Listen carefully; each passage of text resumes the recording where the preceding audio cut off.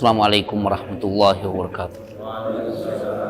Innal hamdalillah nahmaduhu wa nasta'inuhu wa nastaghfiruh wa na'udzu billahi min shururi anfusina wa sayyiati a'malina. May yahdihillahu fala mudhillalah wa may yudlilhu fala hadiyalah. Wa ashhadu an la ilaha illallah wahdahu la syarikalah wa ashhadu anna Muhammadan abduhu wa rasuluh. Amma ba'd. Jamaah Ta'limul Qarabin, kita lanjutkan hadis yang ke-660. Masih seputar doa dan zikir, Pak, ya. Silakan. Abdullah menceritakan kepada kami, ia berkata, Abu Dawud menceritakan kepada kami, ia berkata, Abdurrahman bin Abi Zinad menceritakan kepada kami dari ayahnya, dari Abban bin Uthman, ia berkata, aku mendengar Uthman berkata, aku mendengar Nabi SAW bersabda, barang siapa setiap pagi dan sore mengucapkan 3 kali Bismillahirrahmanirrahim syai'un fil ardi wala fis sama' wa huwas sami'ul alim, dengan nama Allah yang apabila namanya disebut tidak ada suatu apapun di bumi maupun di langit dapat membahayakan, dan dia maha mendengar lagi maha mengetahui, maka tidak ada suatu pun yang bisa membahayakannya. Sedangkan Abban bin Uthman saat itu menderita sakit lumpuh sebelah. Maka Abu Zinad memperhatikan sakit yang diderita Abban, maka Abban pun mengetahui sebab perbuatannya, dan dia berkata, sesungguhnya hadis ini benar sebagaimana yang aku ceritakan padamu. Hanya saja aku tidak membaca doa tersebut pada pagi hari, sehingga aku terserang penyakit ini, agar berlaku ketetapan Allah. Ya, ini diantara zikir pagi dan petang yang tidak pantas kita lewatkan dalam kehidupan sehari-hari kita. Bismillahilladzi la yadurru ma'asmihi syai'un fil ardi wala fis sama' wa huwas sami'ul alim, 3 kali. Dan artinya sangat mendalam.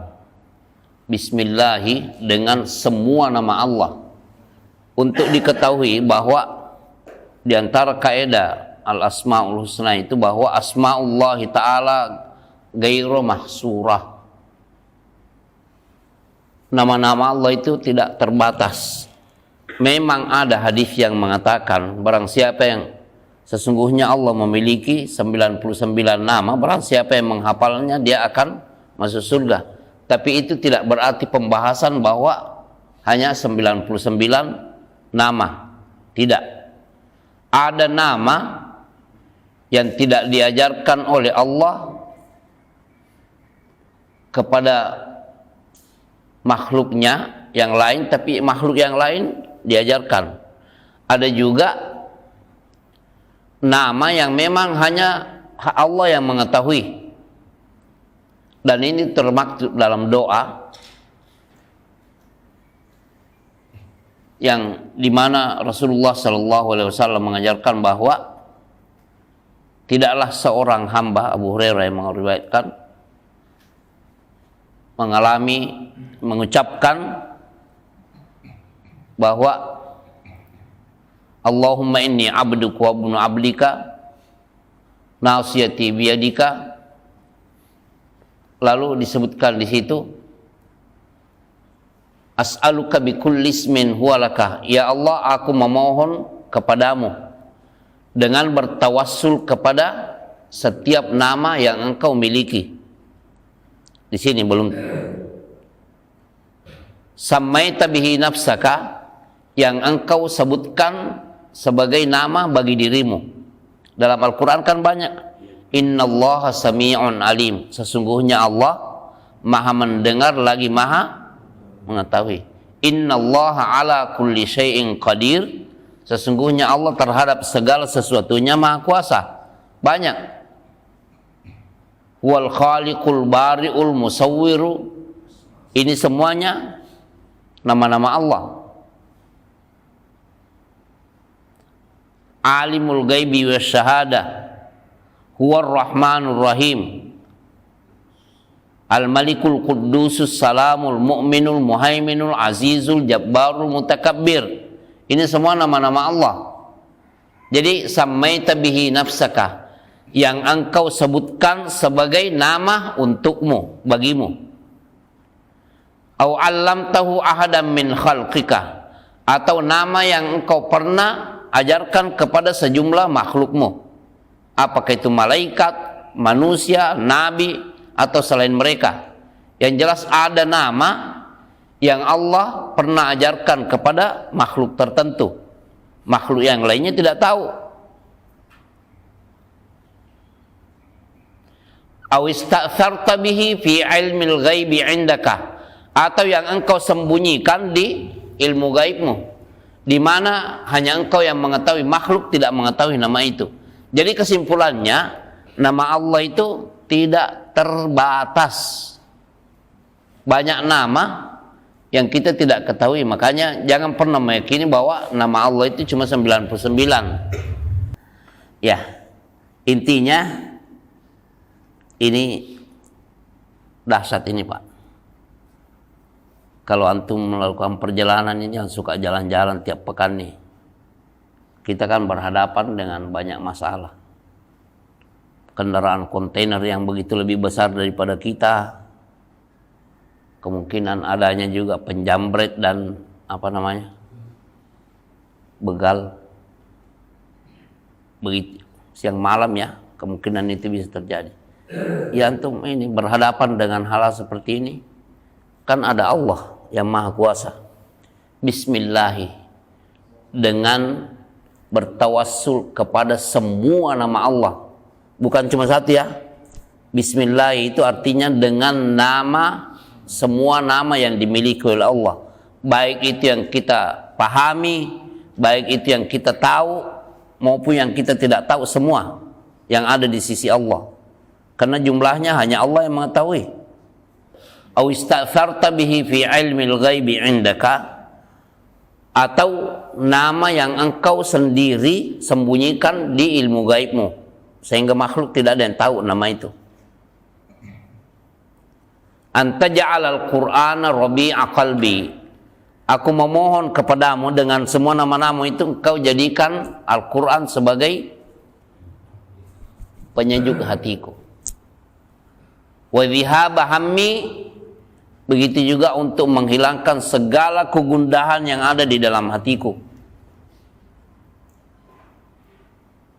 Kalau diucapkan ini, pasti Allah menghilangkan kegundahan dan kesedihan yang ada di dalam hati.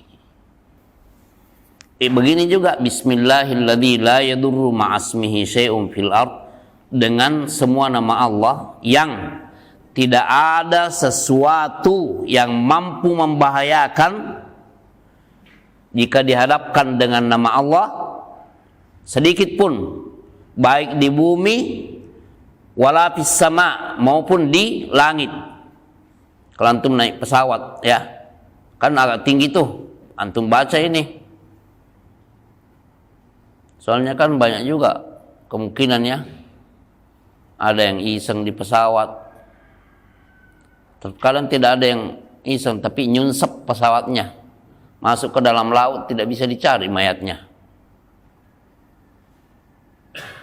Nah, ini baca doa ini, wa huwas samiul alim, dan Allah Maha mendengar lagi Maha mengetahui. Kalau dia baca ini, lam yadurrahu syai'un, tidak ada sesuatu yang dapat membahayakannya. Nah, ini peristiwa.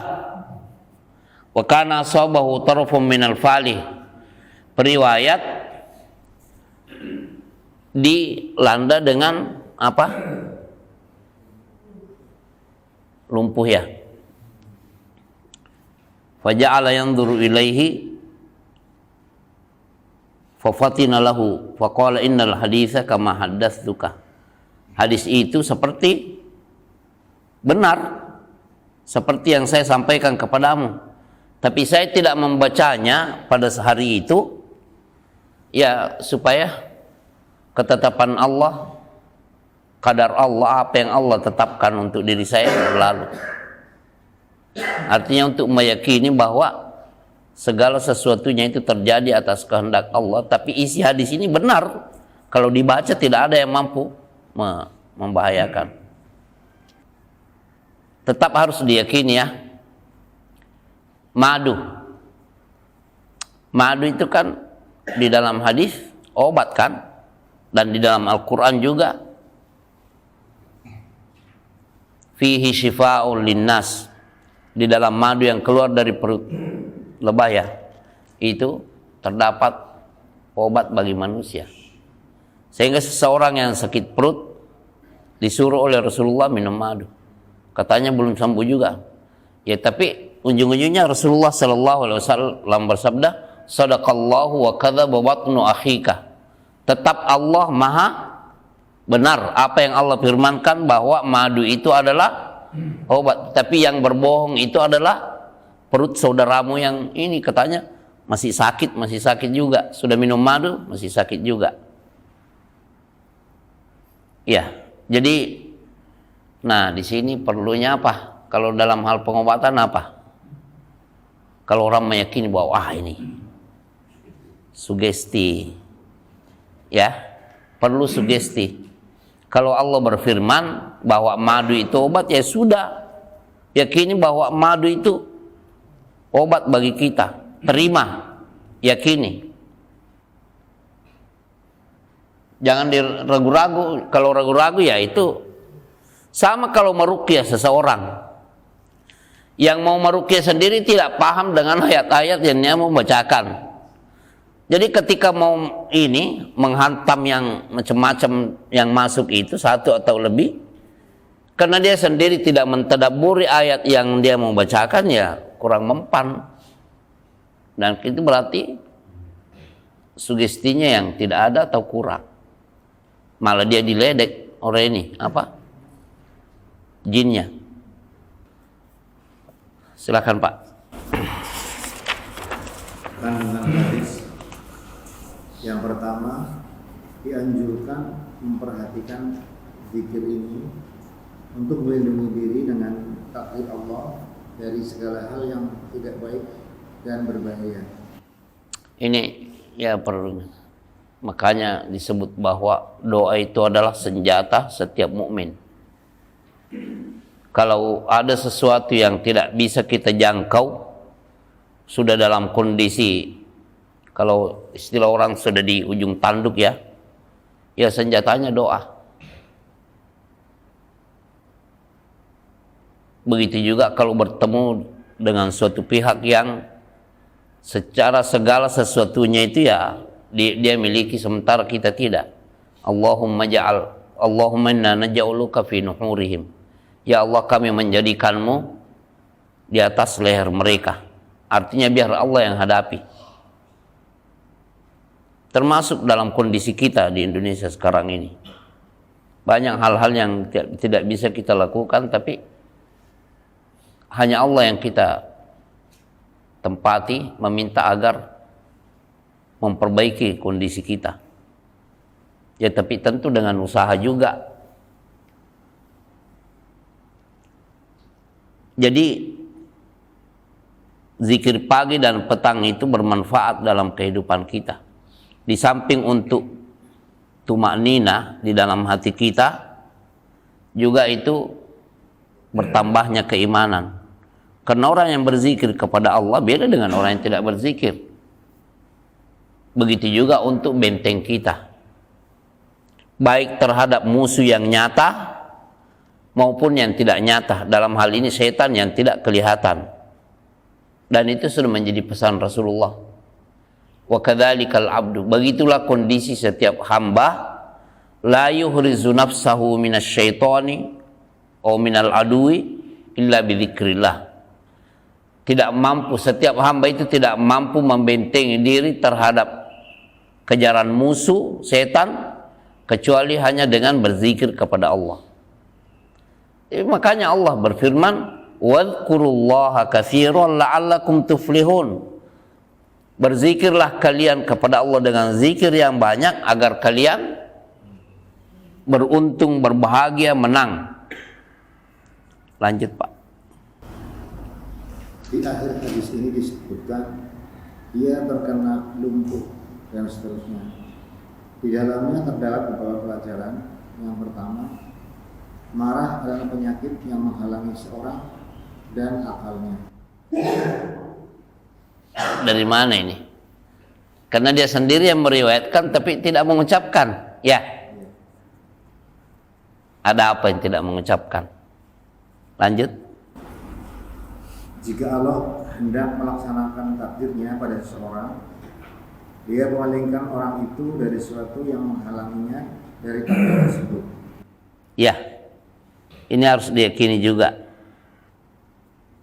Artinya takdir dengan takdir. Jadi doa itu sebenarnya bisa merubah takdir, seperti yang ada dalam riwayat.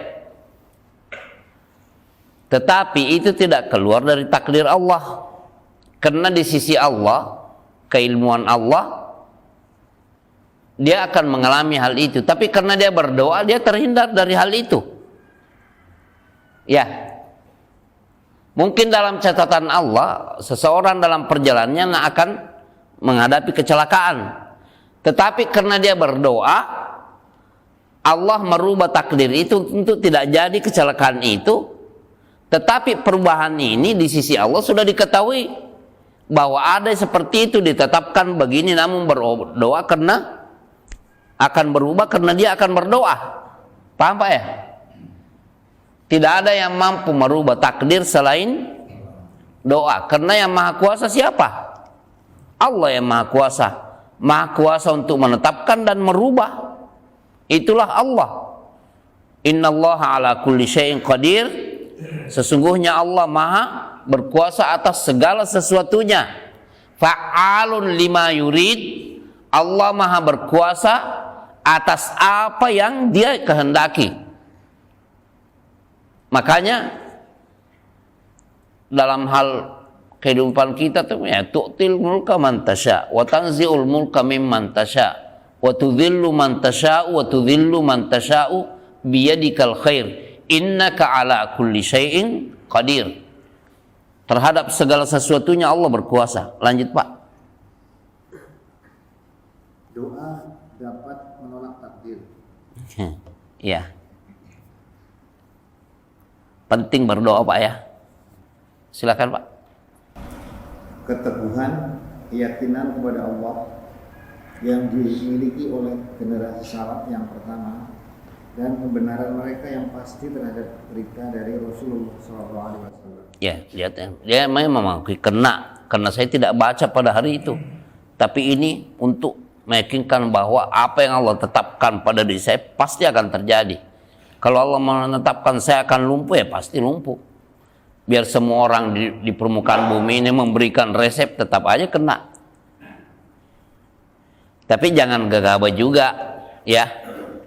Ada kan orang, tidak usah berobat. Ya tetap berobat. Ya artinya obat secara umum, apa khususnya herbal ya, tetap harus. Jangan mengatakan, tanpa minum herbal juga kita bisa kuat. Ya kalau Anda ini, karena hukum pengobatan itu tidak butuh dalil Pak. Contohnya nih, kalau dikatakan bahwa kumis kucing bermanfaat untuk pembersihan ginjal dan melancarkan apa? Ya sudah, antum jangan, ada nggak dalilnya kumis kucing? Kumis kucing belum tentu ada di Madinah Pak, ketika Rasulullah masih hidup. Bagaimana antum mau ini? Jadi intinya pengobatan itu juga kembali kepada apa? Kemaslahatan yang tidak perlu antum cari dalilnya. Gak bisa antum mau mengatakan, apa dalilnya kalau kumis kucing? Tapi kan lewat ini, lewat pengamalan orang sudah tahu. Makanya dalam hal meruqyah orang yang ini pun begitu. Meruqyah orang yang kena ain, tahu ain kan? Ain, susah ain itu. Apalagi kalau sudah dilupa apa penyebab terdahulunya. Ini membutuhkan apa? Membutuhkan kesabaran di dalam menanganinya. Apalagi kalau itu anak-anak. Susah sekali. Karena anak kan tidak mampu berungkap. Itu kan dalilnya itu kan cuma air bekas wudunya atau mandi orang pelakunya itu kita pakai untuk menyiram kan. Tapi ternyata kalau kita suruh minum sedikit itu hasil wudunya dia lebih ini, lebih agak ini, lebih cepat proses ininya, hilangnya bekasnya. Bukan hanya sekadar disirami, tapi suruh minum sedikit. Ketika Syekh Abdul Aziz bin Baz rahimahullah ditanya tentang hal ini kan batasannya dalilnya itu kan sebatas menyiramkan kepada korban. Itu hasil wudhu daripada air yang dia pakai berwudhu ditampung untuk menyiram orang yang kena air itu saat diruqyah. Tapi pengalaman menunjukkan kalau kita suruh dia minum sedikit itu lebih cepat. Kata Syekh bin Baz, silahkan kalau memang lebih cepat tidak apa-apa. Karena sistem pengobatan itu tidak perlu semuanya cari dalil. Kalau memang sudah bermanfaat ya sudah lakukan. Subhanakallahumma bihamdika asyhadu an la ilaha illa anta astaghfiruka wa atubu ilaik. Assalamualaikum warahmatullahi wabarakatuh.